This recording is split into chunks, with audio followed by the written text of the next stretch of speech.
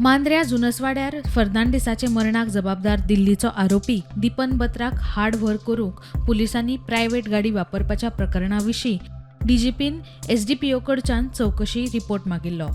आरोपांची चौकशी केल्या उपरांत पेडणे एसडीपीओन रिपोर्ट दिला. रिपोर्टा प्रमाण प्रकरणाचो निषेध करपाक लोकांचो जमाव जावं येता अशी पीआय कडेन म्हायती आसून लेगीत पीआयन फावो तितले पुलीस नेमूंक नात. हाका लागून आरोपीची सुरक्षा धोक्यात आयली. पीआय ह्या प्रकरणात तपास अधिकारी आशिल्लो.